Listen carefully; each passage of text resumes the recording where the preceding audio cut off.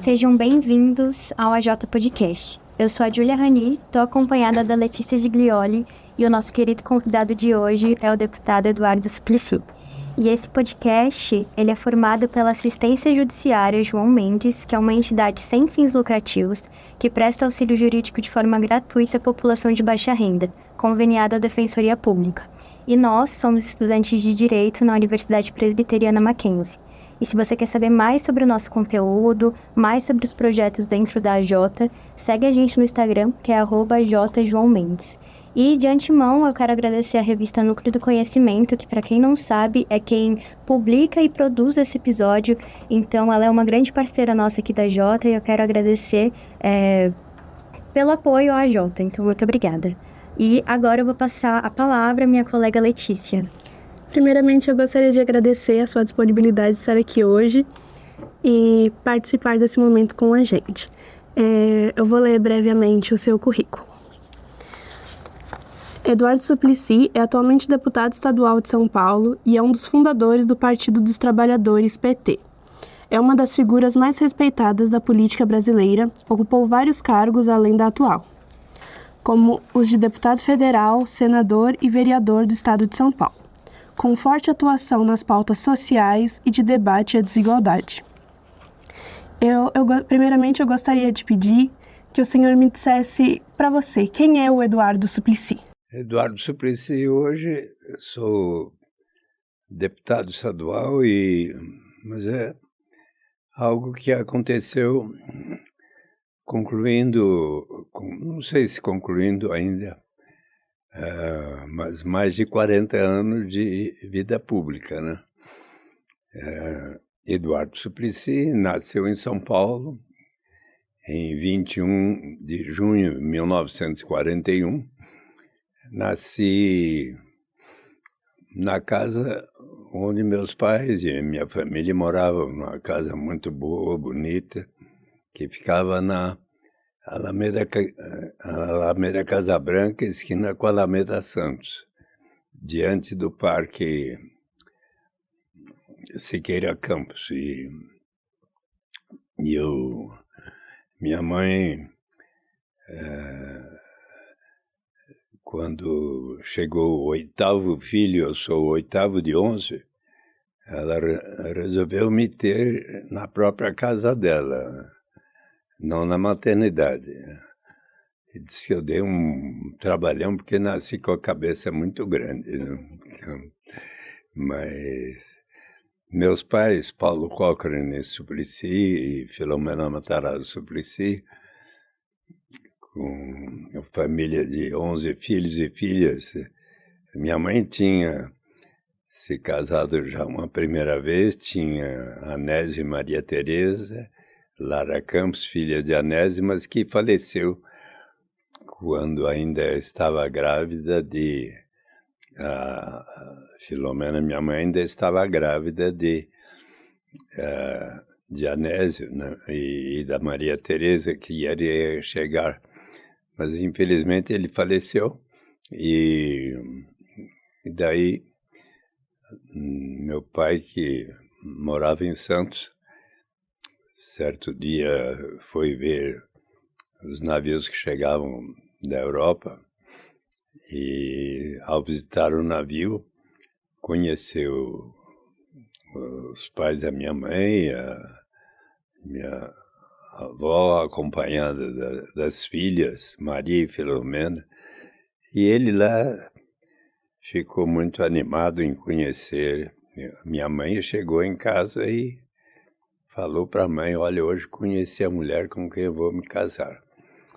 Só que um dia, andando ali no Gonzaga, ao passar assim numa casa, diante da casa de chá, eis que o Anésio Lara Campos, que jogava tênis com meu pai, diz assim para meu pai, que estava passando: olha, aqui está a minha noiva. E meu pai ficou todo sentido, mas daí as circunstâncias foram tais que depois que ela ficou viúvo, meu pai insistiu em conquistá-la e assim o fez para o resto da vida. Mas o que eu queria assinalar, tendo em conta que vamos falar também da campanha da fraternidade, é que meus pais eram muito católicos e eu tive uma educação onde eles me transmitiram os valores do catolicismo, do cristianismo, de como importante é, claro, nós termos atividades muito positivas, sérias, que podem fazer com que tenhamos como bem nos sustentar em nossas famílias, mas sempre eles chamaram a atenção de como era importante termos um Brasil justo, solidário e fraterno. E então eu tenho um interesse que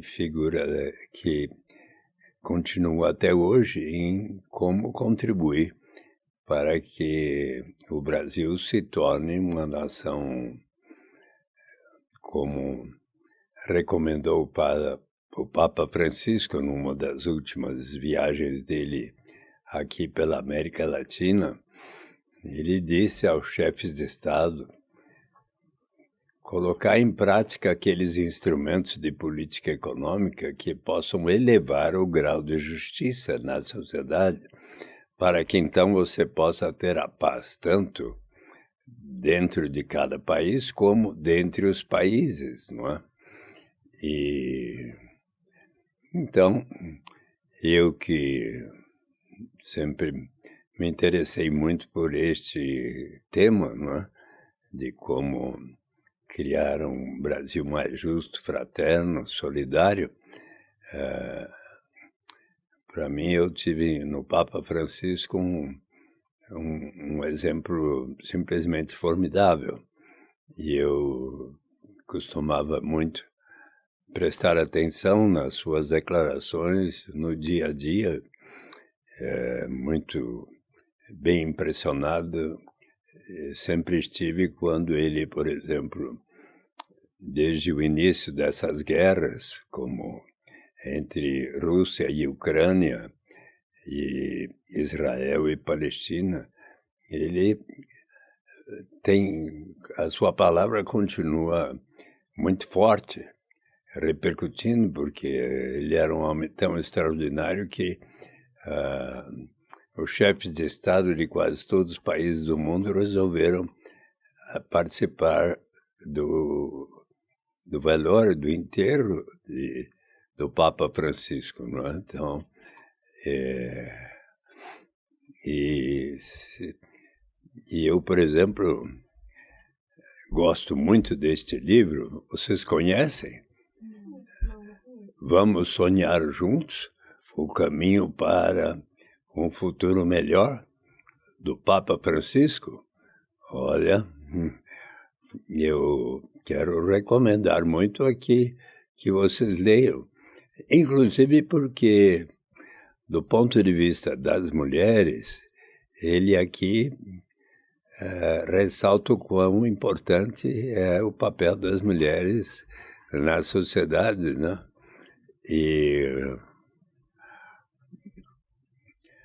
E ele aqui é uma pessoa que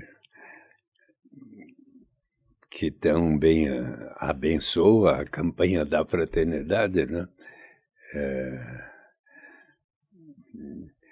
Porque a Igreja Católica, especialmente aqui no Brasil, por diversas vezes tem colocado a importância de, nessa quaresma, nessa Semana Santa e neste ano, nós vamos cuidar especialmente de alguns temas, só para citar alguns, né? Na campanha de fraternidade de 1979, o tema era por um mundo mais humano, preserve o que é de todos. 1986, Fraternidade e a Terra, terra de Deus, terra de irmãos. 2002, Fraternidade e Povos Indígenas, uma terra sem males. Em 2004, Fraternidade e Água, água, fonte de vida. Em 2007, Fraternidade e Amazônia, vida e missão neste chão. E campanha da Fraternidade de 2025, aí é aqui justamente estamos aqui, Fraternidade e Ecologia Integral. Quer dizer, é um tema muito importante e fraternidade e ecologia integral significa estarmos dando muita atenção a tudo que é o meio ambiente, não é?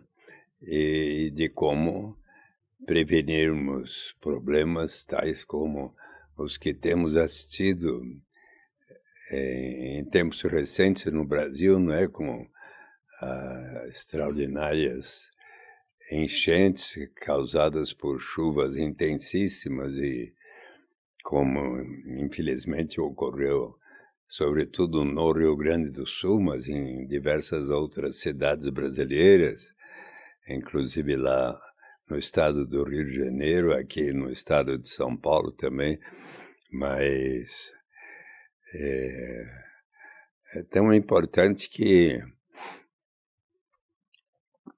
então, nesse livro aqui do Papa Francisco, ele, por exemplo, opina sobre um dos temas que vocês vão me perguntar.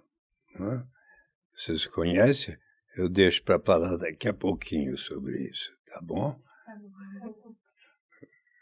Pode me perguntar o que quiser. Deputado, como o senhor mesmo falou, o Papa, durante os 12 anos, ele na verdade, reforçou temas como justiça social, solidariedade. E como o senhor avalia a campanha de fraternidade de 2025 para o Brasil? Eu acho muito positivo e acho que nós precisamos estar combinando ações que tanto significam a proteção do meio ambiente e nos precavermos de desastres, como também é importante o que o Papa nos chama a atenção. E agora eu já vou chegar no livro dele com a pergunta que vocês me fizeram, porque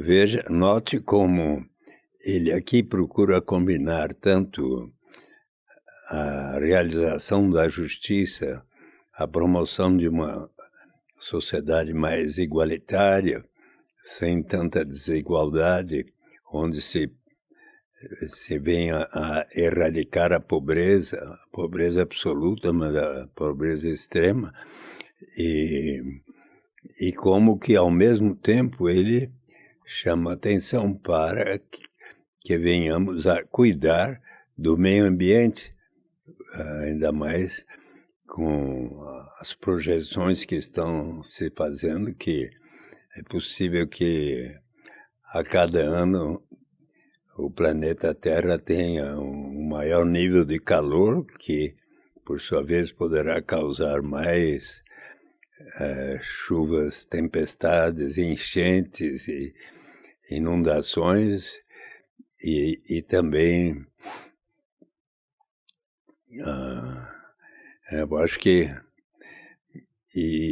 portanto, combinar as ações de realização de justiça com proteção ao meio ambiente é um tema, esse é o tema da campanha da fraternidade.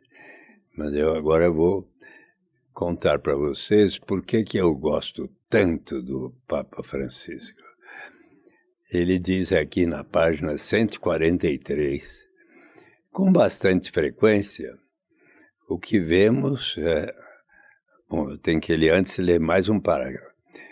Muitos termos do mundo dos negócios sugerem o objetivo fraternal da atividade econômica que precisamos restabelecer nos dias atuais. Por exemplo, companhia vem de partilhar juntos o pão. Corporação quer dizer integração no corpo.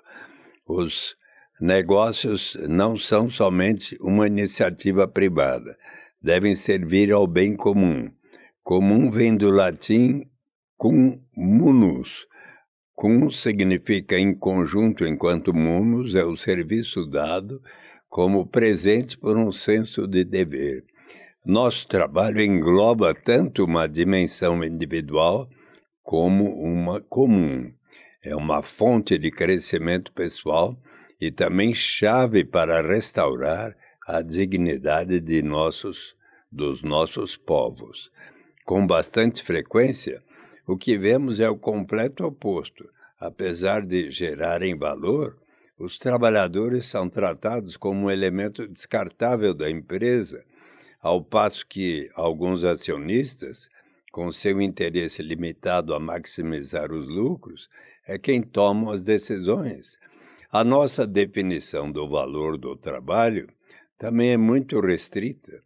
Devemos superar a ideia de que o trabalho de quem cuida de um familiar, ou de uma mãe em tempo integral, ou de um voluntário num projeto social que assiste centenas de crianças, não é trabalho porque não há salário.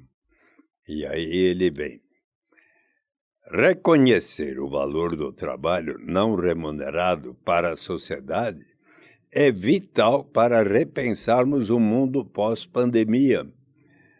Por isso, acredito que seja a hora de explorar conceitos como o da renda básica universal, também conhecido como imposto de renda negativo, um pagamento fixo incondicional a todos os cidadãos que poderia ser distribuído através do sistema tributário.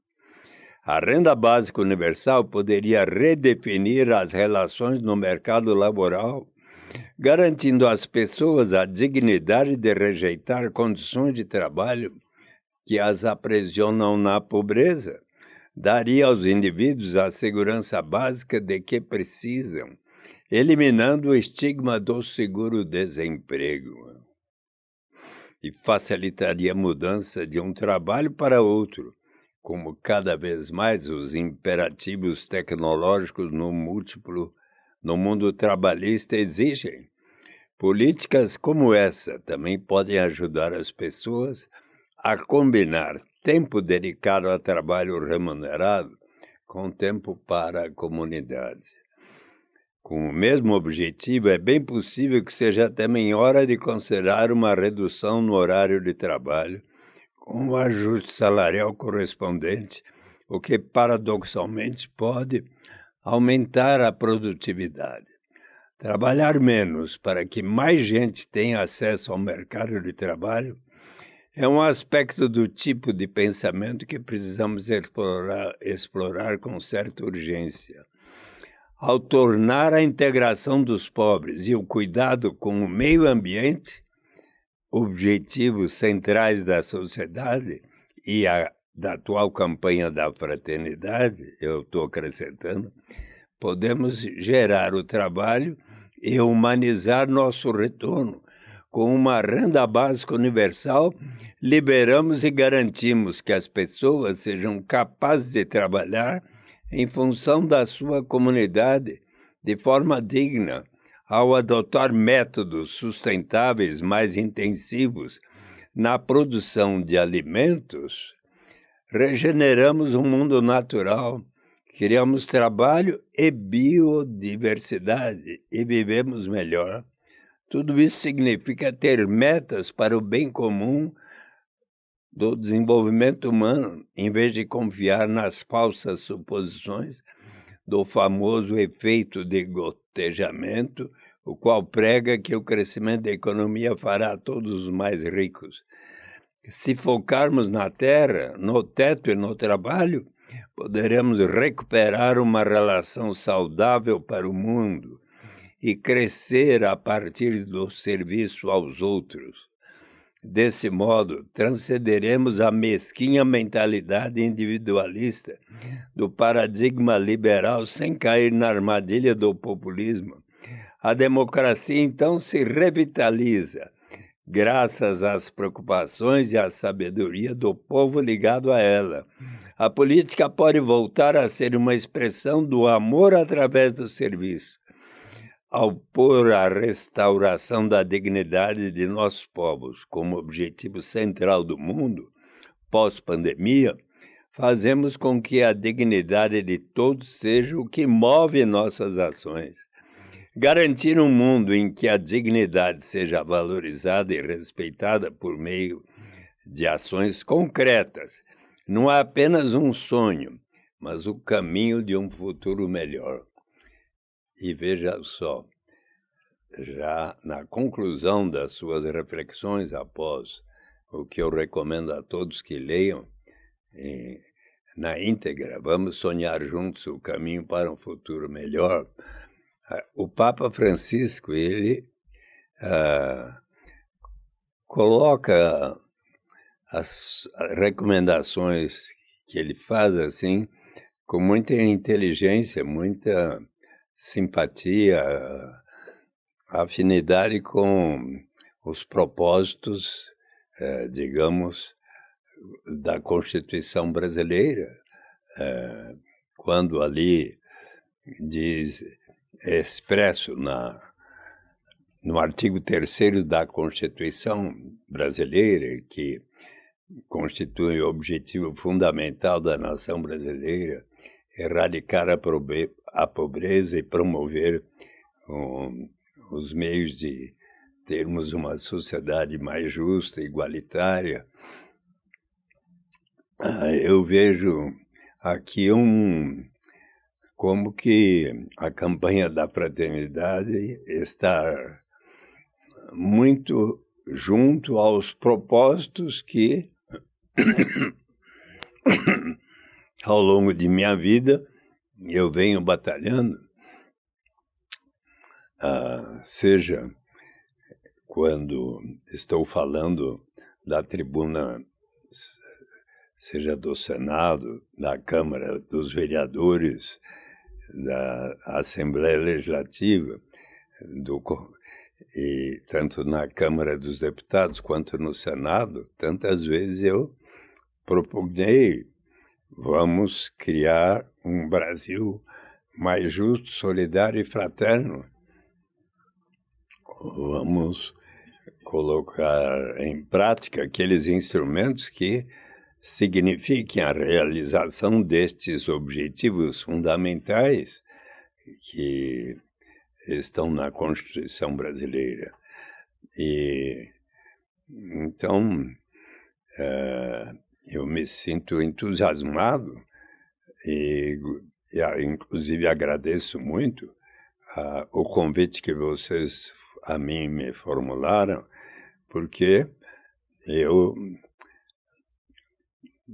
vou completar 84 anos em 21 de junho próximo.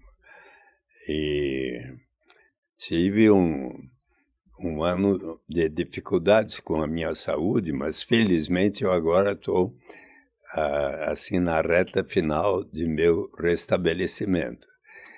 E então eu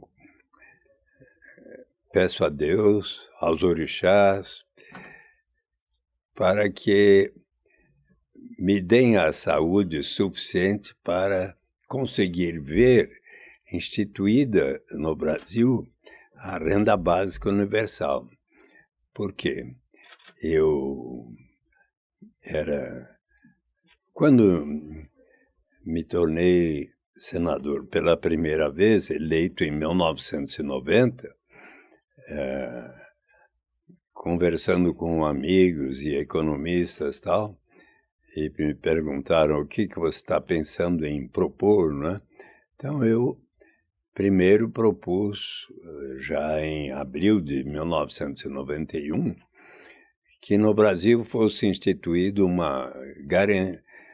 um programa de garantia de renda mínima através de um imposto de renda negativo, que foi a fórmula que eu tinha estudado e convivido, porque nos Estados Unidos da América, onde eu fui fazer o meu mestrado e o doutoramento, naquela época muito se debateu o conceito da garantia de uma renda mínima através de um imposto de renda negativo.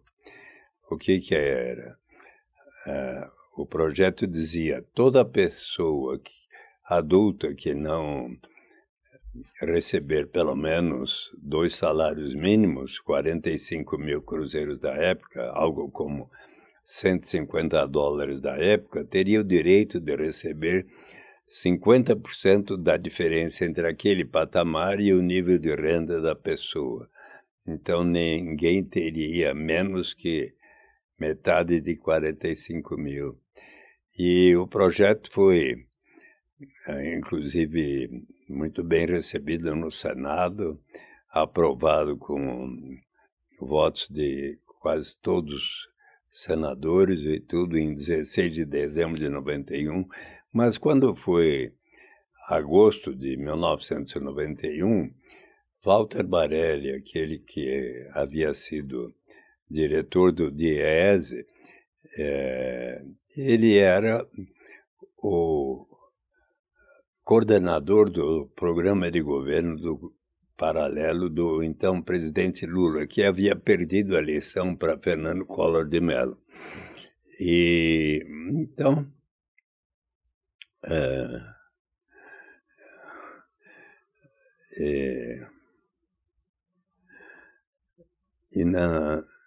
portanto, mas aí aconteceu que Walter Barelli, coordenador do programa paralelo, convidou um grupo de economistas simpatizantes do PT para um diálogo em Belo Horizonte, em agosto de 91. E quando eu apresentei, junto com Antônio Maria da Silveira, que havia colaborado comigo, o que era o programa de garantia de renda mínima, eis que o professor, até hoje, da PUC do Rio de Janeiro,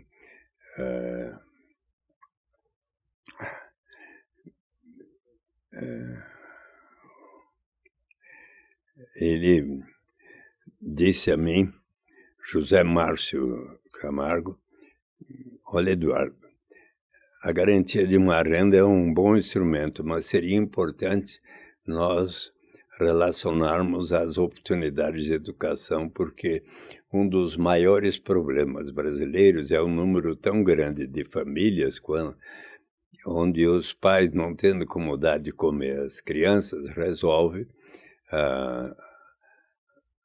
colocá-las para trabalharem desde os 7, 8, 9, 10 anos de idade.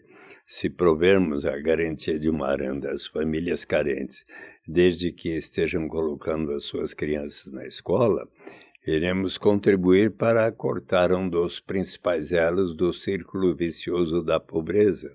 E ele, então, escreveu artigos em 93 e 95 na Folha de São Paulo com esta proposta, e aconteceu que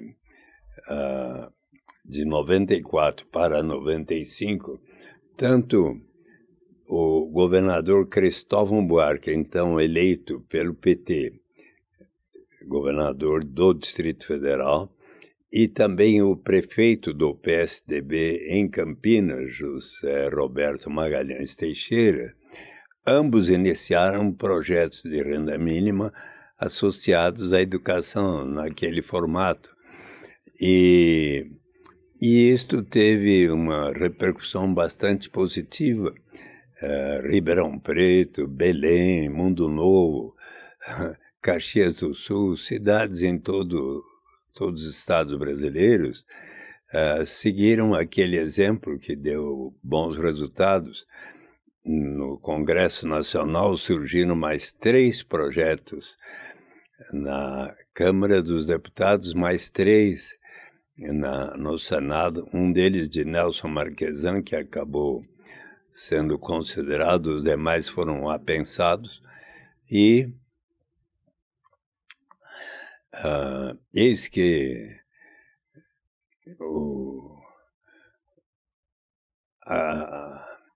estes exemplos fizeram com que esses projetos sugeriam que a União iria financiar os municípios que adotassem programas naquela direção.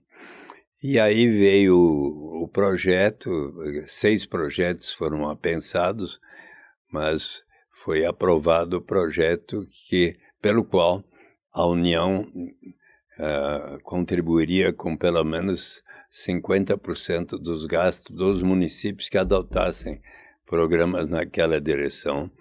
E eu, inclusive, quando foi 1994, veio ao Brasil o professor Felipe Vampares, que é um dos principais fundadores da Basic Income European Network, que depois se transformou, por minha sugestão, em Basic Income Earth Network, a rede mundial da renda básica. E ele, eu não o conhecia ainda, veio ao Brasil para falar na Universidade Federal do Rio de Janeiro, na Universidade de São Paulo e tudo. E quando eu o conheci, assistindo suas palestras, ele me convidou para ir ao 5º Congresso Internacional da BIAN, em Londres. E eu ali conheci, então, Guy Stenning e Klaus Hoff e tantos, dezenas de economistas que também abraçavam a ideia da renda básica incondicional universal. E eu, então, comecei a interagir com a BIAN e, em 96, Felipe Vampares voltou a visitar o Brasil e, quando em São Paulo, eu acabei transmitindo, eu era senador, sugeri ao presidente Fernando Henrique Cardoso que recebesse em audiência o Felipe Vampares. E o Felipe Vampares disse, na audiência, que demorou uns 50 minutos, disse ao presidente: olha, o ideal será um dia chegarmos à renda básica universal e incondicional, mas relacionada às oportunidades de educação, significará algo muito positivo e será um investimento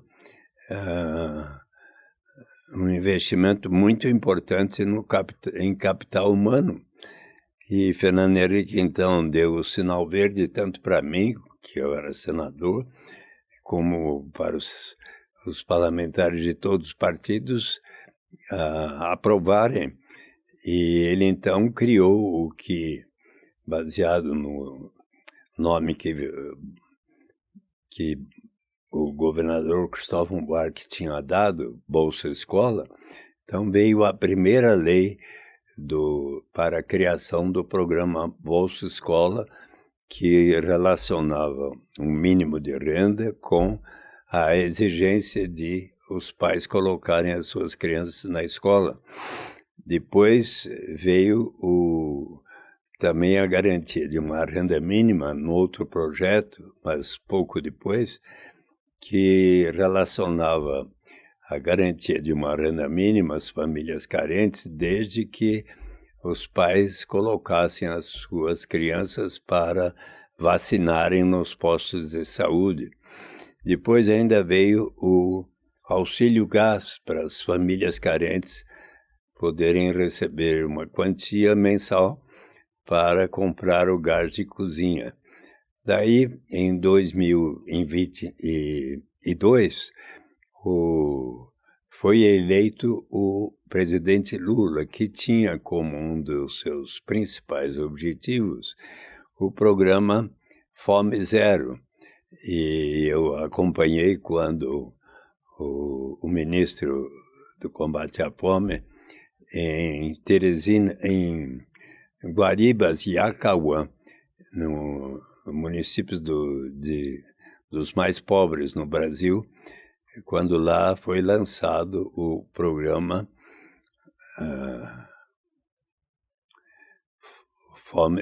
Cartão Alimentação, que provia R$ 50 para cada família carente, desde que gastassem apenas com alimentos, que só poderiam ser gastos com alimentação. Mas, em outubro de 2003, mediante a recomendação da sua equipe ministerial, o presidente Lula resolveu simplificar e unificar esses 4 programas no que veio a ser chamado Bolsa Família. E o Brasil, inclusive, é muito reconhecido internacionalmente por ter expandido este programa Bolsa Família.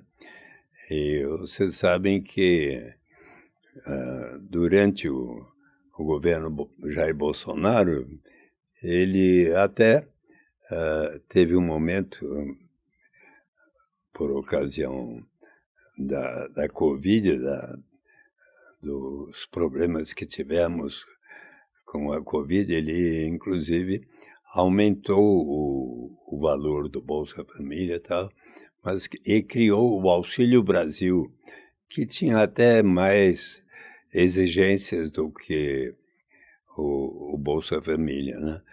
Mas aconteceu que,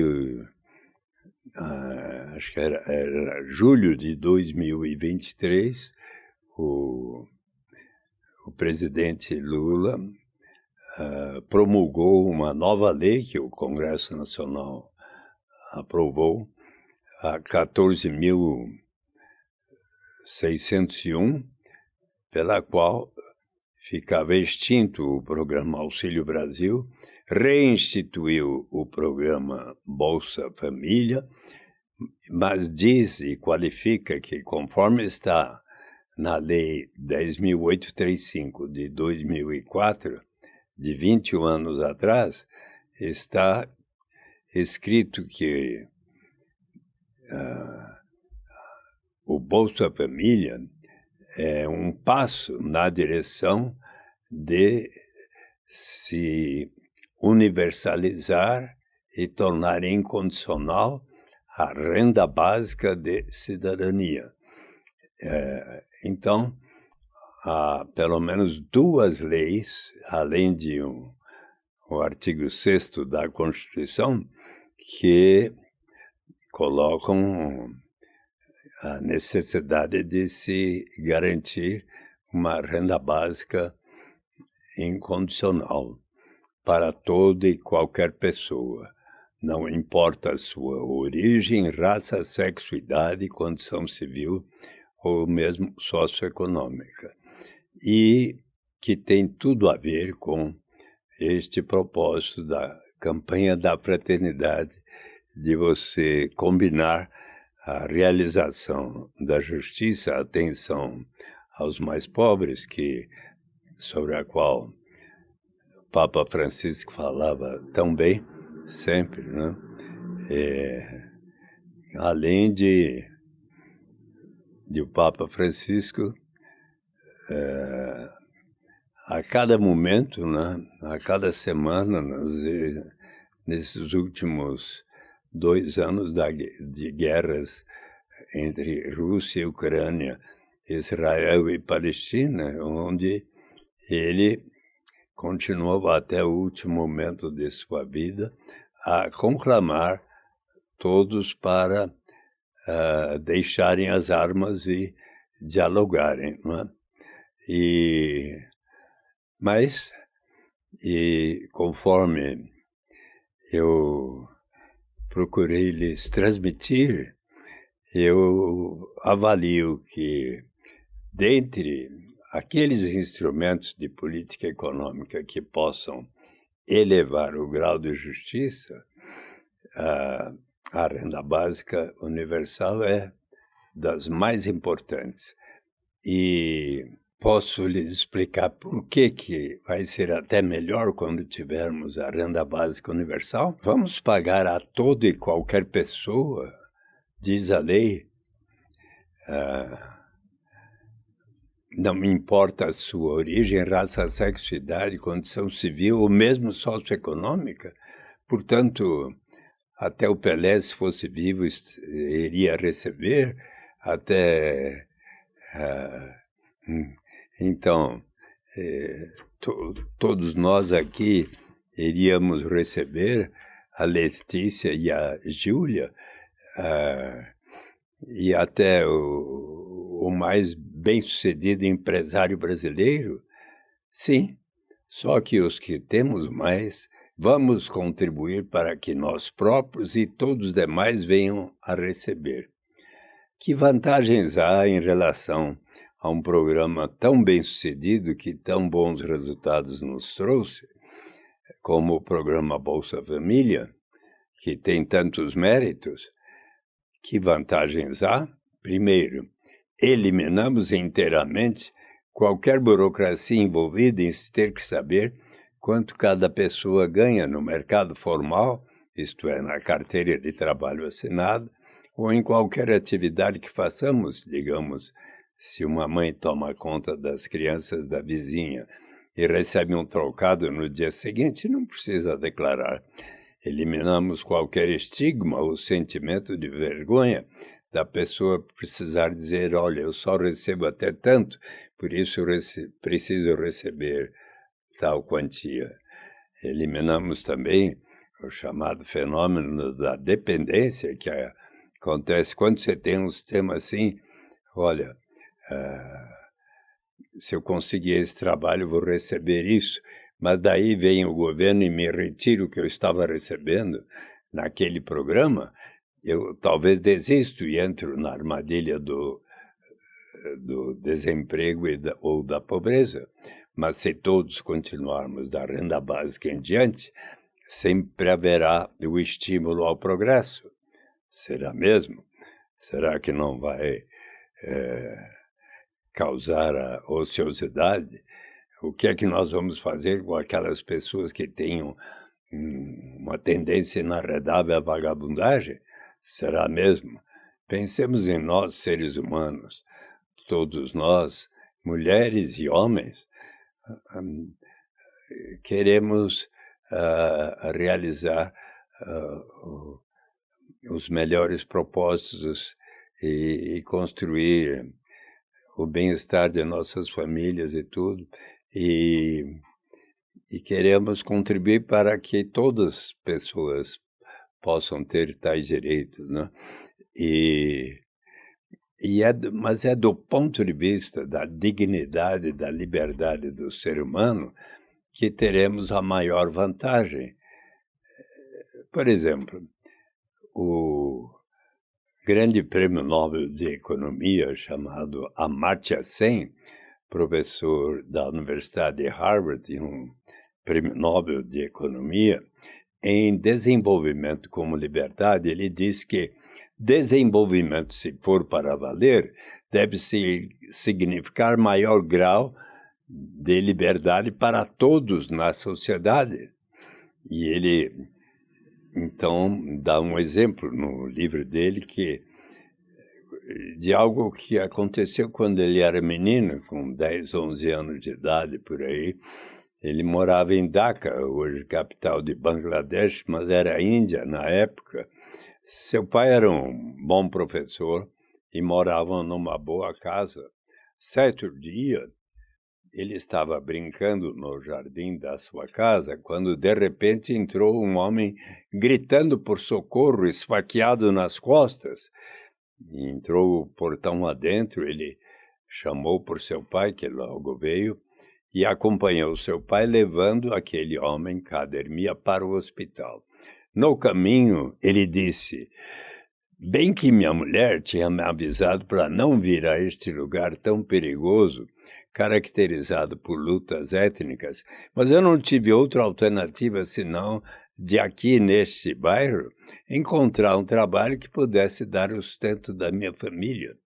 Só que, ao chegarem no hospital, aquele senhor Cademia teve uma forte hemorragia e veio a falecer. Então, conclui Amartya Sen, tipicamente este homem não tinha liberdade real, precisou colocar a sua saúde e vida em risco para conseguir um trabalho que pudesse dar o sustento da sua família. Então, olha, certo dia eu era vereador na época, recebi a visita de uma freira de uma ordem italiana, explicou ela, do século XVIII ou XIX, destinada a cuidar das prostitutas. E então veio me visitar essa freira, que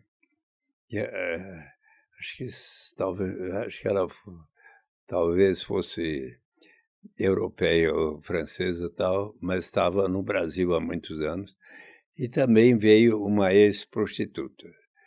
E me convidaram para que eu fosse ao Parque da Luz, lá perto do centro, né? E para que conversasse lá com as mulheres prostitutas. E eu fui lá e tive uma reunião na Casa de Chá do Parque da Luz e ouvi diversas histórias. E eu expliquei como vai funcionar a renda básica também. E ainda mais, uma mãe me disse, olha, eu não estava conseguindo dar de comer para meus filhos, resolvi aqui me prostituir no Parque da Luz. Ou para aquele rapaz que vocês conhecem bem, acredito, né? Personagem dos Racionais MCs, do meu amigo Mano Brown, o homem na estrada que recomeça o seu caminho, a sua dignidade, a sua liberdade, que foi perdida, quer mostrar a si mesmo que realmente mudou, que se recuperou, quer viver em paz e dizer ao crime nunca mais. O dia que houver para si, para cada pessoa na sua família, uma renda básica como um direito à cidadania, e suficiente para atender às necessidades vitais dele próprio e de cada membro da sua família, este rapaz vai ganhar, aquela mãe, vão ganhar o direito de dizer não, diante de uma única alternativa que lhe surja pela frente, mas que vai ferir a sua dignidade, colocar a sua saúde e vida em risco. Vão poder dizer, agora, graças à renda básica, para mim e cada membro da minha família, eu vou poder aguardar um tempo. Quem sabe fazer um curso aqui numa instituição na minha cidade, com as professoras Letícia e Júlia, e até que surja uma oportunidade mais de acordo com a minha vocação. É nesse sentido, pois, que a renda básica universal e incondicional vai elevar o grau de dignidade e liberdade para todos na sociedade. Que bom que o Papa Francisco abraçou também essa causa. Ficou claro a explicação do que é? Gostaram? Que bom, eu fico contente. A igreja tem sido historicamente uma força política no Brasil. O senhor acredita que a mensagem do Papa pode influenciar debates legislativos hoje? Eu espero que sim, tenho a confiança de que sim. Eu, inclusive, já dei este meu livro, Renda de Cidadania, para Dom Odilo Scherer e tudo. E também em 2022, eu acompanhei os jovens que estavam trabalhando na economia de Francisco e fomos até Roma e o Vaticano, e ali pude rapidamente conhecer o Papa, pedi a um cardeal que me levasse até ele, em meio à multidão, na Praça Dom Pedro, e daí, no dia seguinte, fui também a um lugar onde eu estava querendo dar pessoalmente o meu livro e levei, mas tinha muita gente naquele lugar para chegar perto do Papa, então pedi a um rapaz que era um dos organizadores lá, que pudesse levar, e eu de longe falei, eu sou o senador no Brasil, estou mandando. E daí ele levou até as mãos do Papa Francisco, e sabe o que ele falou? É brincalhão, né? E a cachaça não veio? Então, eu achei muito de bom humor. Mas Dom Odilo, por exemplo, e Padre Júlio Lancelotti, por exemplo, eles conhecem o que é a renda básica e tudo, e eu quero estimular que mais e mais este programa que vocês me entrevistam é uma oportunidade para que eu possa transmitir tanto aos membros da Igreja Católica como ao Congresso Nacional, ao governo do presidente Lula. Vocês sabem que era outubro de 2023, eu escrevi uma carta ao presidente Lula sugerindo que ele criasse um grupo de trabalho para estudar os passos previstos na legislação de como passar do programa Bolsa Família até chegarmos à renda básica universal.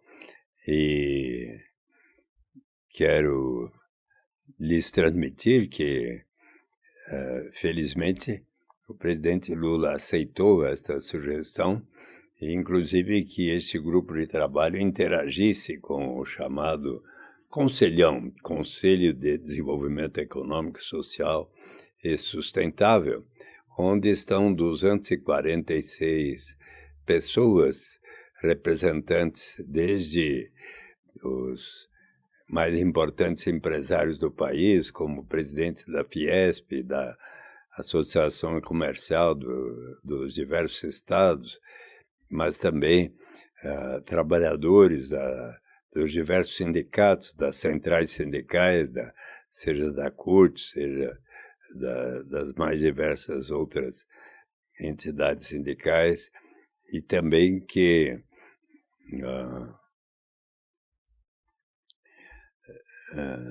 também lá estão representantes até também dos moradores em situação de rua. E era 2019, certo dia, o Darcy Costa, que é o presidente da Associação Nacional dos Moradores em Situação de Rua, me convidou para que eu fosse lá no lugar onde ele recebe tantos moradores em situação de rua, em São Paulo, aqui num dos viadutos da 23 de Maio, e eis que ele me convidou, eu gostaria que você fizesse uma explicação a nós, moradores em situação de rua, sobre a proposta da renda básica como um direito à cidadania. E eu, então, fiz a palestra para cerca de 60 moradores em situação de rua, e quando eu terminei, eles falaram, olha, nós queremos escrever ao presidente e ao Congresso Nacional que logo coloquem em prática, né? E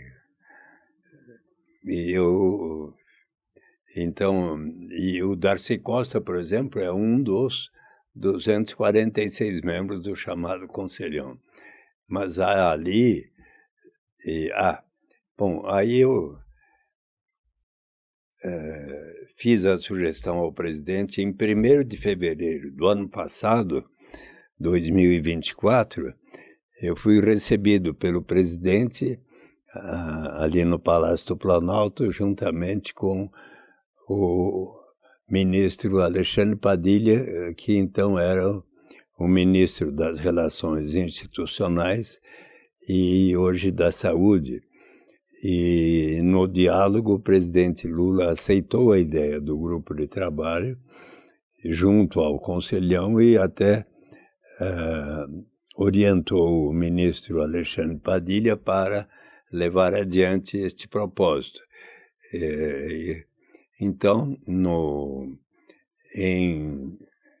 de março de 2024 até novembro de 2024, este grupo de trabalho se reuniu em alguns momentos presencialmente, outros, e mesmo que presencialmente, com possibilidade de estar falando de forma virtual, não é?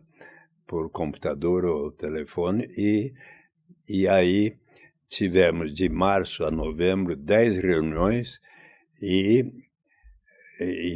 chegamos a algumas conclusões, e em 12 de dezembro passado, na reunião do Conselhão com o presidente da República e com todos os seus ministros, eu fui convidado para expor em 10 minutos as conclusões deste grupo de trabalho. E assim aconteceu. Teve um probleminha porque coincidiu ter sido 12 de dezembro, a semana em que o presidente Lula precisou se hospitalizar por um problema de saúde, mas o então presidente em exercício, o vice-presidente Geraldo Alckmin, presidiu a sessão e recebeu essa proposta com enorme simpatia e entusiasmo, e muitas das pessoas que ouviram as sugestões, preciso contar um pouquinho antes o que aconteceu com o projeto de lei, porque quando eu apresentei era dezembro de 2001, não é? E no Senado, então, foi designado relator o senador Francelino Pereira, que havia sido governador de Minas Gerais, presidente da Arena, e era senador pelo PFL. E ele me disse: Eduardo, eu não serei mais candidato, estou com 81 anos, mas eu quero muito estudar seriamente a sua proposta. E então eu dei a ele este livro, Renda de Cidadania, A Saída pela Porta, que foi publicado pela Cortez Editora e Fundação Perseu Abramo em fevereiro de 2002, no Fórum Social Mundial de Porto Alegre. E ele, então, leu o livro e disse: Eduardo, é uma boa ideia, mas você precisa torná-la compatível com a Lei de Responsabilidade Fiscal, pela qual, para cada despesa, precisa haver a receita correspondente. Que tal você aceitar um parágrafo que diga que será instituída por etapas, gradualmente, iniciando por aqueles mais necessitados? E aí eu pensei e refleti a respeito de um dos principais autores que defendem a renda básica de cidadania, Prêmio Nobel de Economia, o James Edward Mead, contemporâneo de John Maynard Keynes, que já em 1935 fez com que escreveu um livro de como propor soluções de política econômica para o Partido Trabalhista inglês, e nos seus últimos anos de vida, 89, 92, 95, ele publicou 3 livros sobre a gatotopia. A gatotopia, em grego, significa um bom lugar. E ele conta que por um longo tempo esteve em busca de utopia. Por mais que navegasse, não conseguiu encontrá-la. Mas no caminho de volta deparou-se com utopia. E ali chegando tornou-se um amigo de um economista que disse a ele, olha, os agatotopianos não vão lhe dizer onde fica a utopia, porque eles têm uma grande diferença com eles, porque eles construíram um lugar, eles são pessoas perfeitas que construíram um lugar perfeito, enquanto que nós, agatotopianos, somos seres humanos imperfeitos, mas conseguimos construir um bom lugar. E aí ele estudou os arranjos sociais que, por exemplo, para atingir os objetivos importantes, como de obter um maior padrão de vida possível, com a liberdade dos preços e salários se movimentarem para alcançar o maior padrão de vida possível com a combinação dos elementos e fatores de produção com a tecnologia vigente. Também que houvesse a cota de participação nos resultados para que empresários e trabalhadores pudessem cooperar e ter os resultados bem distribuídos. E também, como às vezes, até por causa de guerras, golpes de Estado, como estamos assistindo hoje, você pode ter instabilidades, recessões, depressões na economia, aí será importante você ter um instrumento da renda básica incondicional para prover maior igualdade e combate à pobreza também. E no último capítulo de Agatotopia, o professor James Edward Mead diz que o importante é você caminhar firmemente em direção àquilo que você deseja, mas se quiser implementar todos os instrumentos simultaneamente, aí vem as grandes instabilidades políticas e tal. Então eu lembrei desta recomendação e aceitei o parágrafo que contribuiu e muito para que não houvesse objeção dos parlamentares, deputados e senadores dos mais diversos partidos políticos. E portanto, ficou, eu acho que vocês merecem receber um exemplar do meu livro, Renda de Cidadania, Saída pela Porta, né? Não acham? E eu vou fazer com dedicatória aqui ao final. Mas,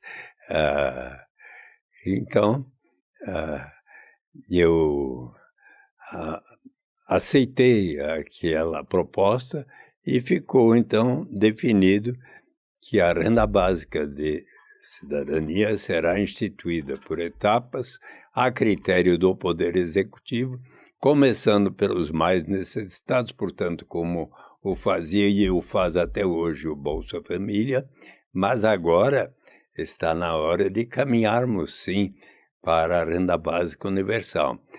E daí então, escrevi a carta ao presidente Lula, que acatou a sugestão. No ano passado tivemos 10 reuniões e eu entreguei um relatório que fala, inclusive, de como possíveis alternativas de como financiar a renda básica de cidadania. Vocês conhecem algum lugar do mundo onde se paga um dividendo igual para todos os seus habitantes? Conhecem? Não foram lá ainda? Eu fui. Era 1995, nos anos 90 ainda. Eu era senador e resolvi ir até o Alasca, nos Estados Unidos da América. Era nos anos 60 para 70, o prefeito de uma pequena vila de pescadores chamada Bristol Bay observou que de lá saiu uma grande riqueza na forma da pesca, mas boa parte da população continuava pobre. Então, disse aquele prefeito, J. Hammond, aos seus cidadãos, vamos criar um imposto de 3% sobre o valor da pesca para instituir um fundo que a todos pertencerá. Mas o imposto sou contra. Enorme resistência. Demorou 5 anos para persuadir a comunidade. Uma vez instituído, deu tão certo que foi eleito governador, 10 anos depois, governador do estado do Alasca. E aconteceu nos anos 70, era lá por volta de 1976, quando no norte do Alasca, em Prudhoe, se descobriu a enorme reserva petrolífera. Então, o governador J. Hammond, que eu conheci pessoalmente, um dia que eu estava em Washington, e o Banco Mundial me convidou para fazer uma palestra, onde também fazia uma palestra o J. Hammond, que explicou isto que eu vou lhes contar. Então,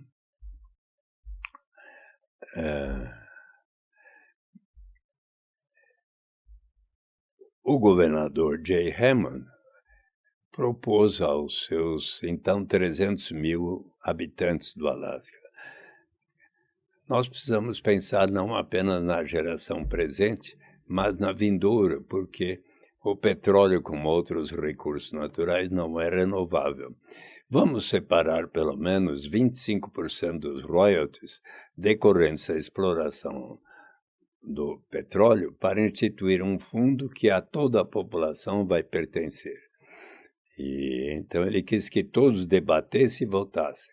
76 mil disseram sim, 38 mil não, 2-1, venceu. E então, aqueles recursos passaram a ser investidos, 25% dos royalties, no Fundo Permanente do Alasca, que evoluiu em valor de $1 bilhão no início dos anos 80 para hoje, mais de 80 bilhões de dólares. Hoje, no Alasca, há 730 e tantos mil habitantes. E eu estive lá por 7 dias e só ouvi elogios ao Fundo Permanente do Alasca. A partir de 1982, cada pessoa residente no Alasca há 1 ano ou mais passou a receber um dividendo anual que foi evoluindo de 300, 400, 500 e tantos dólares por ano para mais de $2 mil em anos recentes por ano. E qual foi a consequência? 1980, Alasca era o mais desigual dos 50 estados norte-americanos. Hoje, Alasca, com um coeficiente Gini da ordem de 0,42, 43, junto com Utah e acho que outro estado, são os mais igualitários dos Estados Unidos e constitui suicídio político para qualquer liderança do Alasca propor o fim deste sistema. Hoje, em praticamente quase todos os países do mundo, está se debatendo e realizando experiências da renda básica, onde já existe, por exemplo, em Macau. Experiências têm sido feitas em Madhya Pradesh, na Índia, na Namíbia, houve uma experiência numa vila rural pobre que foi considerada muito positiva. No Quênia, um dos países mais pobres da África e do mundo, E eis que o Jain Family, não, outra instituição, uma instituição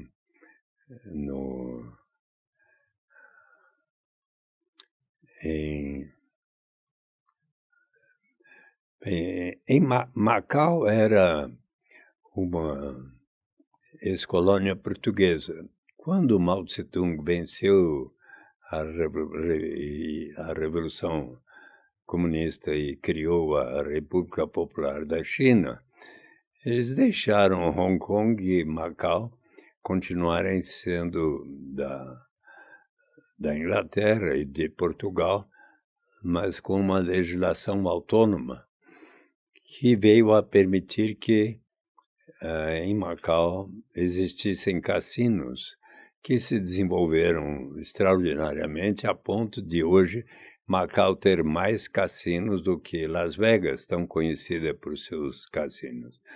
E eis que em 2006 aconteceu uma forte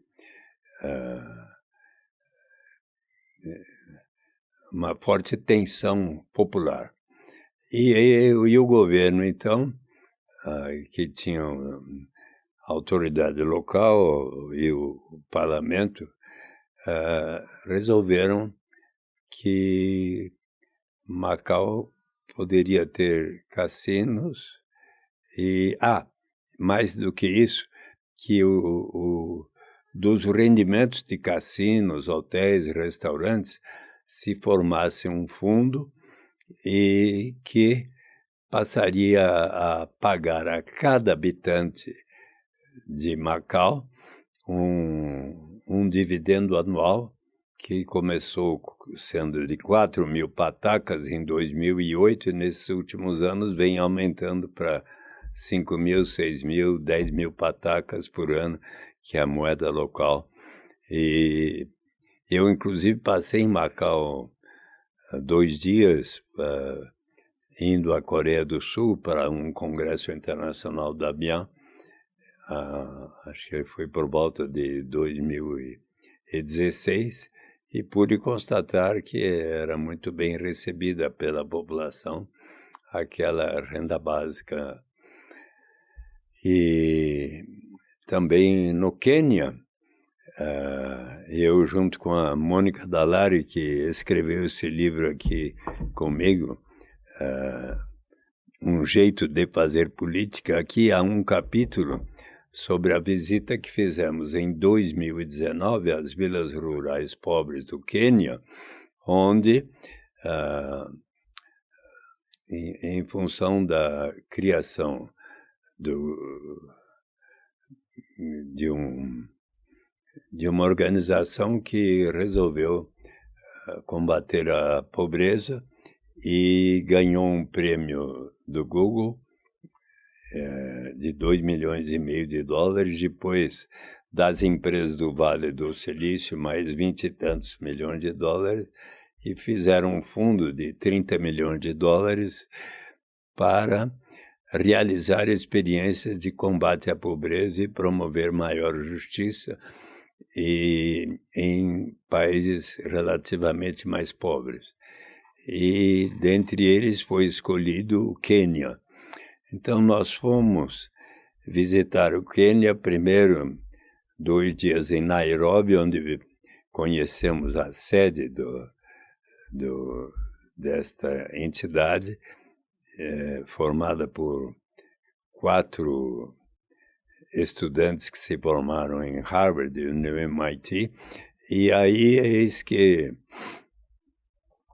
assistimos ali como eram 34 membros que telefonavam para todos os que estavam recebendo naquelas vilas rurais pobres do Quênia uma renda básica modesta, $22 por mês, mas que no Quênia é relevante. E eu com a Mônica fomos percorrer depois por 5 dias as famílias nessas regiões mais pobres do Quênia, onde foi realizada essa experiência, e perguntamos, quando vocês começaram a receber a renda básica, passaram a trabalhar mais ou menos? Muito mais.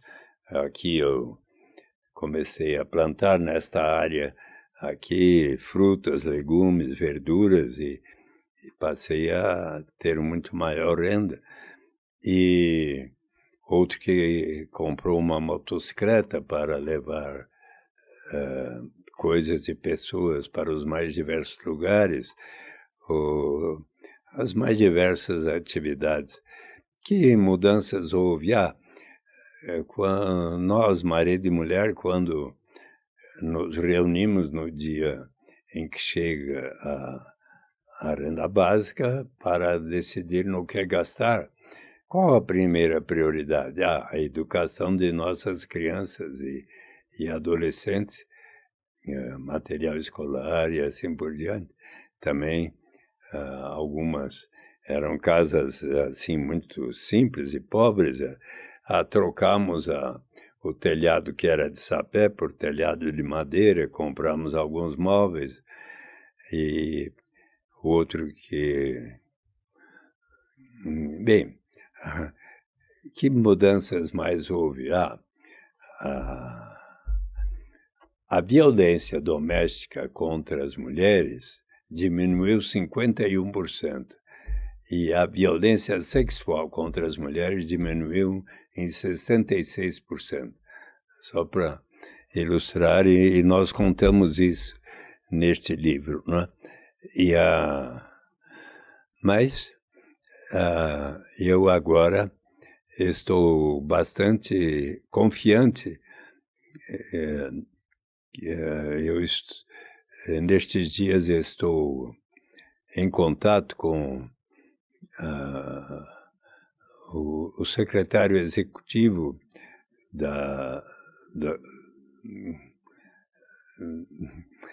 do grupo de trabalho, do Conselhão, que justamente está nos ajudando na organização desse grupo de trabalho. Como o ministro Alexandre Padilha foi para a saúde, ele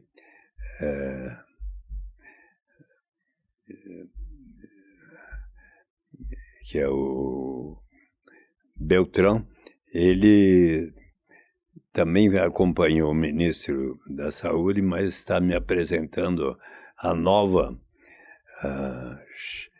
secretária executiva do Conselhão, e com a qual eu comecei a conversar para a retomada dos trabalhos do grupo de trabalho. E nós, nesse grupo de trabalho, estamos estudando e considerando diversas alternativas de financiamento da renda básica universal, desde considerações de separar uma parcela dos rendimentos decorrentes da exploração de recursos naturais, pode ser do petróleo, do ferro, do lítio, dos mais diversos minerais que temos, também através de um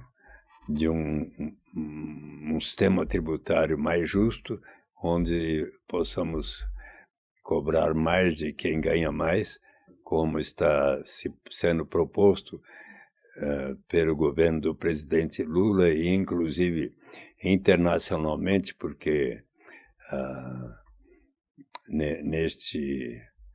na reunião que será realizada proximamente do chamado G20, diversos chefes de Estado estão considerando a possibilidade de debater, dentre outros, o assunto da renda básica universal. Então, eu tenho, inclusive, isso que vocês me convidaram para falar, né?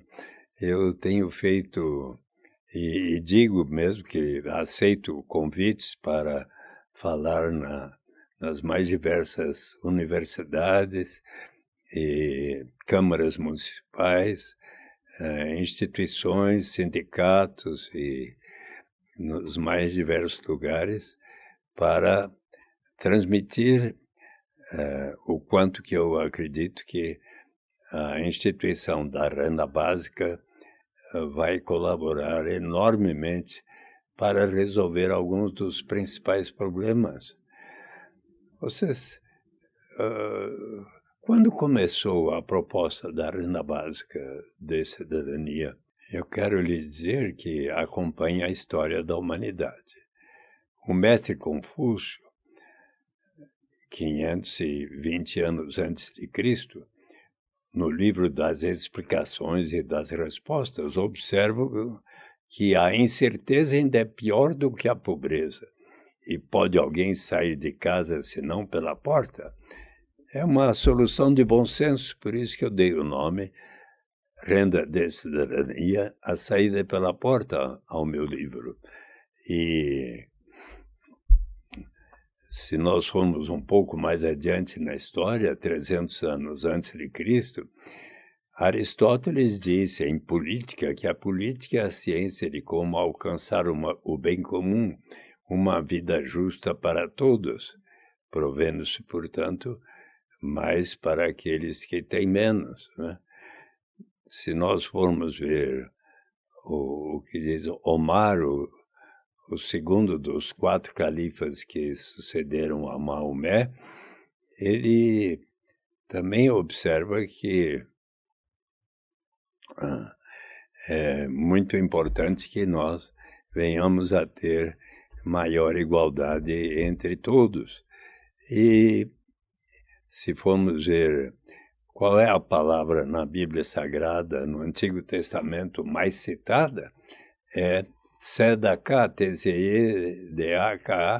que em hebraico significa justiça na sociedade, justiça social, que era o grande anseio do povo israelita, dos judeus, como também o é do povo palestino, né?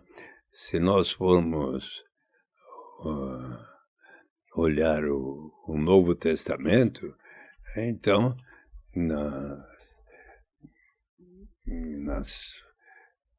nos Atos dos Apóstolos, está escrito o quanto que eles eram muito solidários, resolveram vender todos os seus pertences e morar conjuntamente e ali colocar que cada um vai ter aquilo que for necessário para si próprio. E depois, Thomas More, autor de Utopia, é considerado, e ele escreveu Utopia em 1517, não é? 16, 17, ele, em Utopia, tem um momento em que ele descreve como é que o cardeal Morton, conversando com inúmeras pessoas, debatiam por que é que, embora instituída na Inglaterra no início do século XVI, a pena de morte não havia colaborado para diminuir a criminalidade violenta, os assaltos, os roubos, os assassinatos. E então o viajante português denominado Rafael Ítalo-Deu em grego é um contador de histórias, observou que muito mais eficaz do que infligir esses castigos horríveis a quem não tem alternativa, senão de primeiro tornar-se um ladrão para daí ser transformado em cadáver, é você assegurar a sobrevivência das pessoas. E com base nesta reflexão, um amigo de Thomas More, chamado Juan Luis Vives, 10 anos depois, escreveu para o prefeito da cidade flamenga de Bruges, na Bélgica, um tratado de subvenção aos pobres, onde, pela primeira vez, propõe a garantia de renda para os habitantes de Bruges. Por isso, Thomas More é considerado um dos mais ilustres pensadores que bem fundamentaram o direito à renda básica.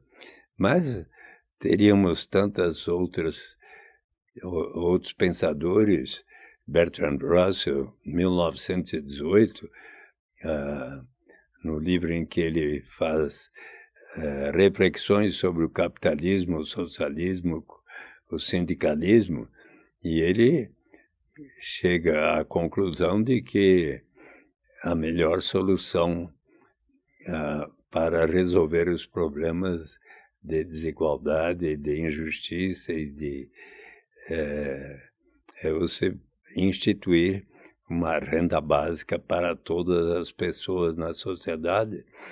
Então,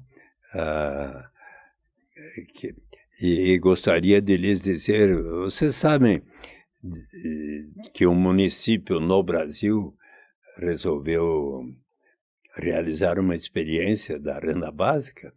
Já estiveram lá? Vocês? De que estado vocês são? São Paulo. Vocês podem fazer uma visita na costa do Rio de Janeiro, a cidade de Maricá. Era 2015, certo dia eu fiz uma palestra aqui em São Paulo sobre os direitos humanos e as vantagens da renda básica universal. E eis que estava na plateia o então prefeito de Maricá, Washington Quaquá, que depois, quer dizer, que teve mais, estava já na conclusão do seu segundo mandato, mas ele chegou e disse, quando eu terminei a explicação, eu quero aplicar em Maricá, e começou a fazê-lo gradualmente. Em janeiro de 2016, todas as famílias que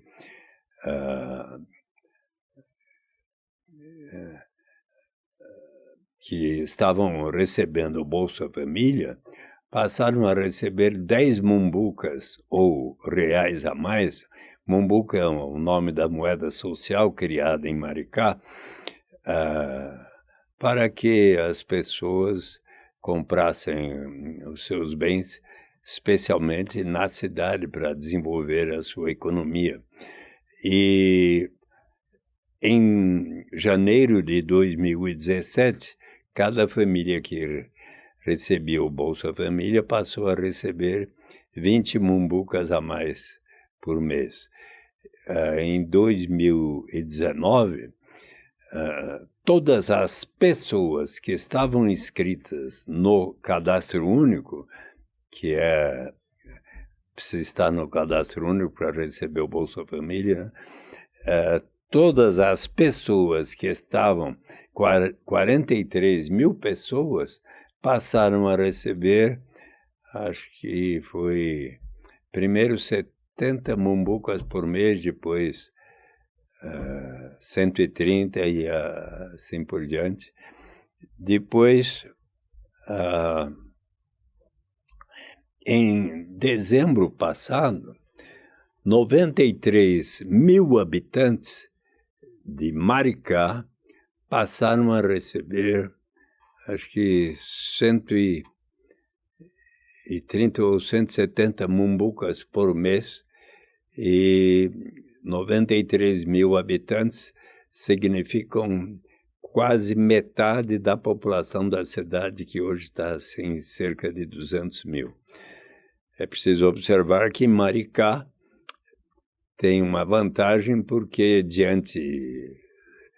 em frente à cidade, há uma base da Petrobras no litoral do Rio de Janeiro. Mas sabem que tal experiência vem chamando a atenção, inclusive, de muitas pessoas, instituições de pesquisas. Nos Estados Unidos da América, Stockton e cerca de 100 municípios, Stockton fica na Califórnia, estão realizando experiências as mais diversas da renda básica, assim como em muitos países, como na Índia, Namíbia, Quênia e países europeus como Espanha, Suécia, Suíça e tantas outras, Alemanha, têm feito experiências de transferência de renda com muitas pessoas já falando em defesa da renda básica universal, nos mais diversos países e continentes. E então,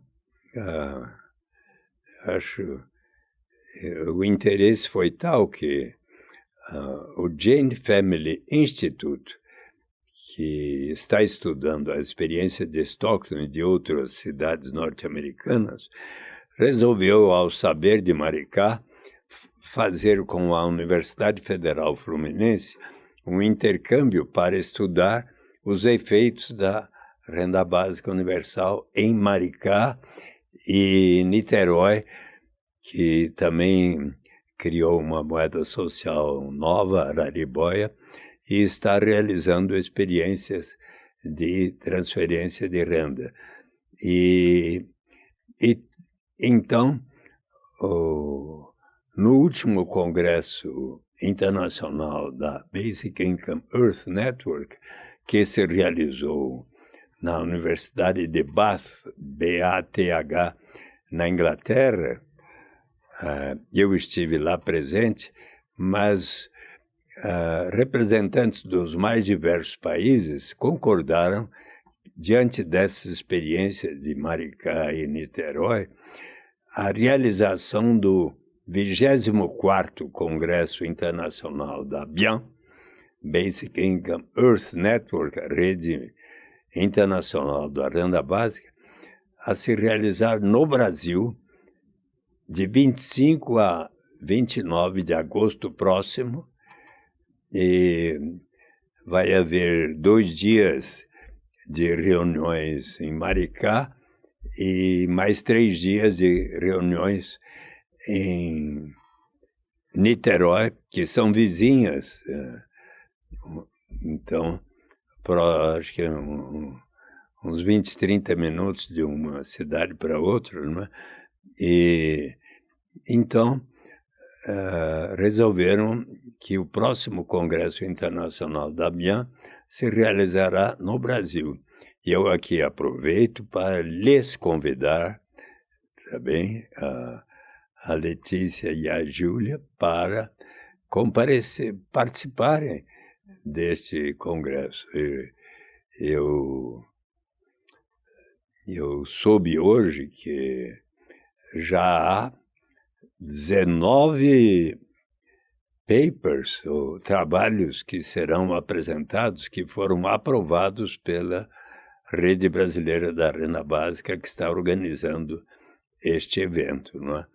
E haverá um dia destinado ao debate sobre a renda básica na América Latina, e porque há diversos países e representantes de diversos países que estarão também interessados no tema, e todas aquelas pessoas que estejam interessadas podem acessar o site da BIAN, Basic Income Earth Network, e também o site da Rede Brasileira da Renda Básica, para obter mais informações, se desejarem participar do Congresso, 24º Congresso da BIAN, onde estarão, dentre outros, Felipe Vampares, Guy Stenning, Yannick van der Bort, Klaus Hoff e outros que são estudiosos e defensores da proposta da renda básica no Brasil e no mundo. E é aberto, eu posso me inscrever então, no site? Podem todos se inscreverem. Tem no site da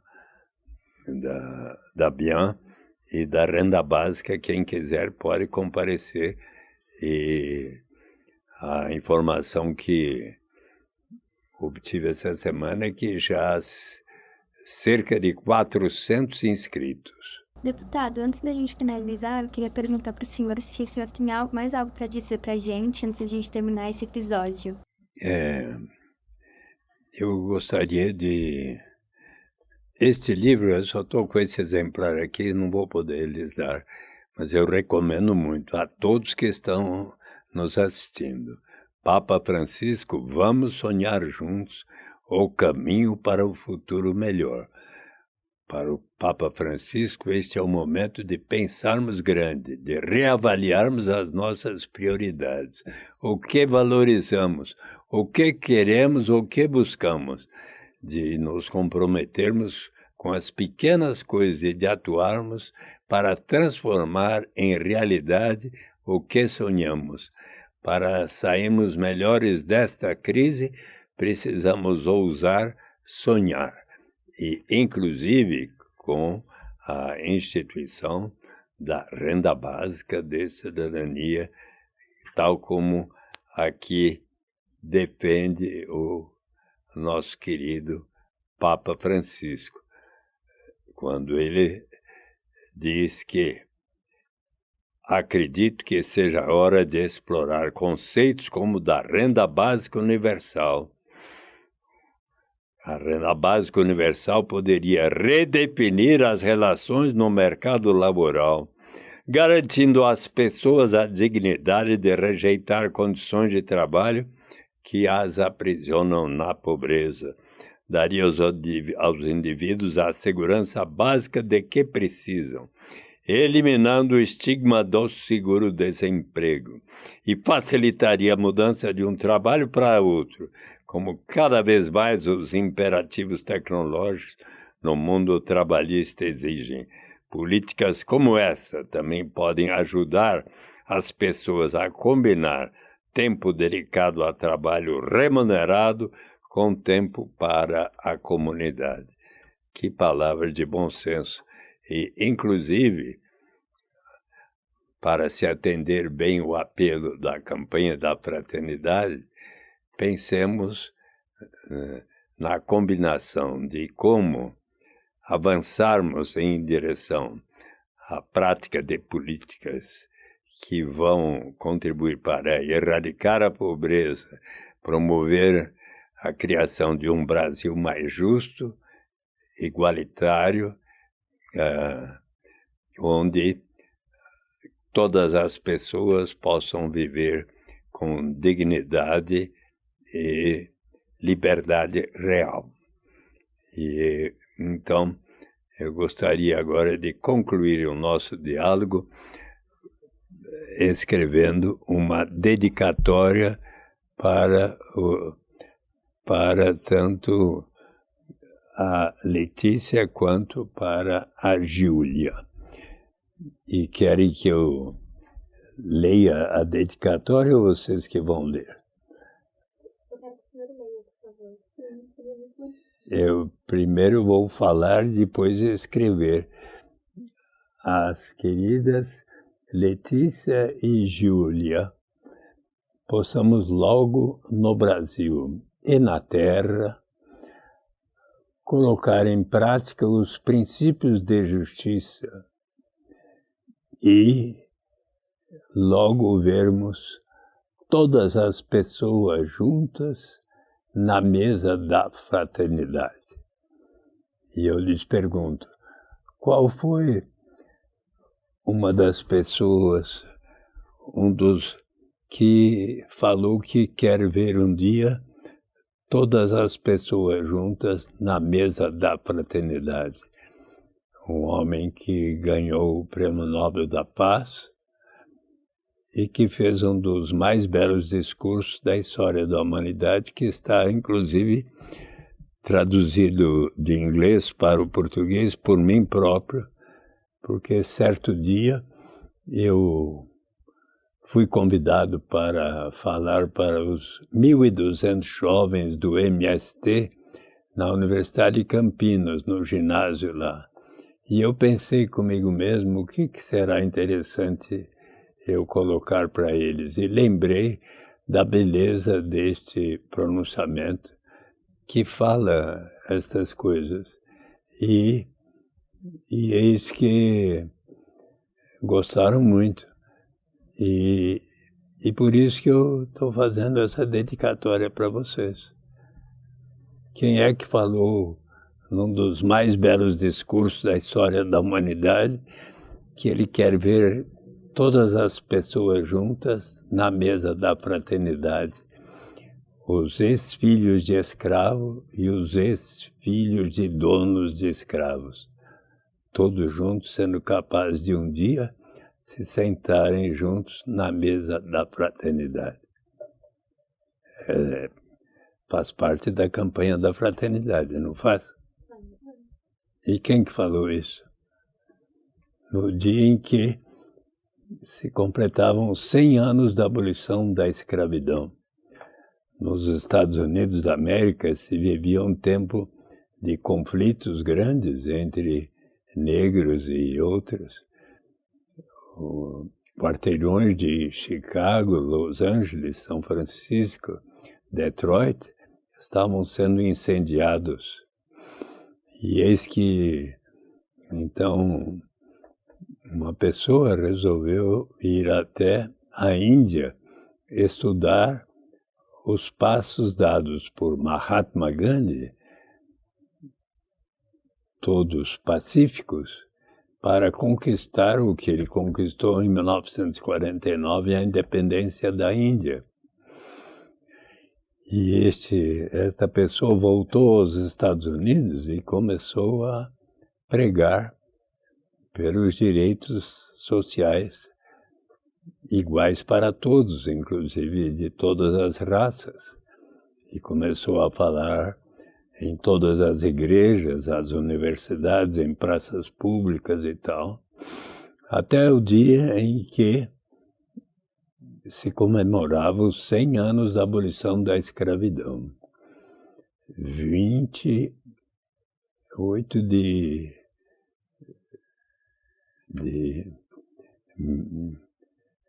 agosto de 1963. 250 mil pessoas lá se reuniram. Antes, o presidente Kennedy John Kennedy havia o chamado para a Casa Branca e falou: não faça isso, esse pessoal vem aqui, vai destruir a capital. Pode estar certo de que vai ser uma demonstração pacífica. E então vieram líderes de todos os estados norte-americanos, grandes artistas como a Joan Baez, Peter, Paul and Mary, o Bob Dylan e tanto Nina Simone foram lá cantar.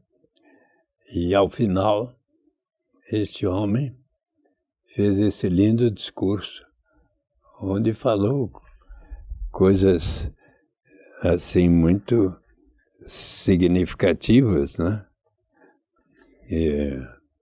Posso falar uns trechos? Eu estou feliz de me juntar hoje a vocês naquela que ficará na história como a maior demonstração em favor da liberdade da história de nossa nação. Há 100 anos, um grande americano, sob cuja sombra simbólica estamos hoje, assinou a proclamação da emancipação. Ele estava falando diante do memorial de Abraham Lincoln, autor da abolição da escravidão. Esse oportuno decreto tornou-se uma grande fonte de luz para milhões de escravos negros que foram queimados nas chamas de causticante injustiça. Veio como o alegre raiar do amanhecer que acabou com a longa noite de seu cativeiro. Mas 100 anos depois, o negro não é livre. Ainda, 100 anos depois, a vida do negro é ainda tristemente mutilada pelas formas de segregação, pelas correntes de discriminação. 100 anos depois, o negro vive numa solitária ilha da pobreza, em meio a um vasto oceano de prosperidade material. 100 anos depois, O negro ainda definha pelos cantos da sociedade americana e se encontra exilado em sua própria terra. Assim, nós viemos hoje para dramatizar uma condição vergonhosa. De certo modo, viemos à capital de nossa nação para descontar um cheque. Quando os arquitetos de nossa república escreveram as palavras magníficas da Constituição e da Declaração da Independência, estavam assinando uma nota promissória de que todo americano, sim, que todo americano se tornaria herdeiro. Essa nota era a promessa de que todos os homens, sim, negros, assim como brancos, teriam garantidos os direitos inalienáveis à vida, à liberdade e à busca da felicidade. Mas é óbvio hoje que a América não pagou essa nota promissória no que concerne aos seus cidadãos de cor. Ao invés de honrar essa obrigação sagrada, a América deu ao povo negro um cheque sem fundos, um cheque que foi devolvido com a anotação fundos insuficientes. Nós nos recusamos a acreditar que há fundos insuficientes na grande caixa forte de oportunidades desta nação. E assim viemos para descontar esse cheque, um cheque que vai nos assegurar as riquezas da liberdade e a segurança da justiça. Também viemos para esse lugar rasgado para recordar a América da imensa urgência do momento. Este não é o tempo de nos darmos ao luxo de nos acalmar ou de tomar a droga tranquilizadora do gradualismo. Agora é a hora de tornarmos reais as promessas da democracia, de levantarmos do vale escuro e desolado da segregação para o caminho iluminado de sol da justiça racial. É o momento de levantar nossa nação das areias de movediças da injustiça social para a rocha sólida da fraternidade. Agora é o momento de fazer justiça uma realidade para todas as crianças de Deus. Seria fatal para a noção não perceber a urgência do momento. O verão abrasador do legítimo descontentamento do negro não passará até que haja um outono revigorante de liberdade e igualdade. E ele disse coisas. Eu preciso falar algo para o meu povo que está no limiar caloroso que nos leva para o Palácio da Justiça. No processo de ganhar esse lugar de direito, não podemos ser culpados de ações erradas. Não vamos satisfazer nossa sede de liberdade bebendo do cálice da amargura e do ódio. Precisamos sempre conduzir nossa luta no plano alto da dignidade e da disciplina. Não podemos deixar nosso protesto criativo degenerar em violência física. Todas as vezes e a cada vez nós precisamos alcançar as alturas majestosas e confrontar a força física com a força da alma. Para logo mais adiante, depois vocês vão ler inteiro, ele dizer coisas assim, você já sabe de quem eu estou falando. Eu creio que sim. Martin Luther King. Martin Luther King Jr., quando ele fez esse maravilhoso discurso, I have a dream. Eu tenho um sonho de que um dia, nos morros vermelhos da Geórgia, os filhos de ex-escravos e os filhos de ex-donos de escravos serão capazes de se sentar juntos na mesa da fraternidade. Eu tenho o sonho de que um dia, mesmo o estado de Mississippi, um estado sufocado pelo calor da injustiça, sufocado pelo calor da opressão, será transformado num oásis de liberdade e de justiça. Eu tenho o sonho de que meus 4 filhos pequenos viverão um dia numa nação onde eles não serão julgados pela cor da sua pele, mas pelo conteúdo de seu caráter. Eu tenho um sonho Eu me emociono cada vez que eu leio esse pronunciamento tão belo. Quando nós deixarmos a liberdade soar, quando nós a deixarmos soar em todas as vilas e vilarejos, em todas as cidades e estados, poderemos ver mais depressa a chegada do dia em que todas as crianças de Deus, homens negros e homens brancos, judeus e gentios, católicos e protestantes, serão capazes de se dar as mãos e cantar as palavras do velho hino espiritual negro. Finalmente a liberdade,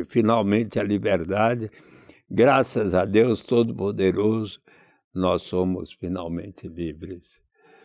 Então, para concluir nosso diálogo sobre a campanha da fraternidade, com essas palavras aqui, que muito me estimulam a continuar essa batalha. Inclusive porque foi justamente Martin Luther King um dos principais defensores da renda básica, da garantia de uma renda. No seu livro Para Onde Nós Vamos Daqui para Frente, ele disse que agora está na hora de aplicarmos aquilo que se provou já ser o mais eficiente para erradicar a pobreza, que é a renda básica garantida. Isso está neste livro, outro de Martin Luther King Jr. Então, eu quero muito agradecer a oportunidade de trocar ideias com vocês e sobretudo, estimular que a campanha da fraternidade, em diálogo com o povo brasileiro, venha a colocar em prática aqueles instrumentos de política econômica que possam elevar o grau de justiça, prover dignidade e liberdade a todo o povo brasileiro. Deputado, muito obrigada. Foi uma excelente conversa e eu acredito que quando personalidades como o senhor participam do podcast, eles estimulam o crescimento do trabalho que a gente faz aqui na Jota, então, e também no trabalho que a revista faz em divulgar o conteúdo. Então, muito obrigada. E assim a gente chega ao fim desse episódio. Eu quero agradecer a Lê, quero agradecer ao deputado novamente pela participação e falar que é importante que vocês deem um feedback de vocês pra gente conseguir aprimorar o nosso conteúdo. Agradecer a Revista Científica mais uma vez pela parceria e pedir que vocês não se esqueçam de se inscrever aqui no canal deles e seguir também a gente no nosso Instagram, que é @jjomendes. Muito obrigada. Muitíssimo obrigado. Eu queria de novo agradecer esse momento juntos aqui conversando.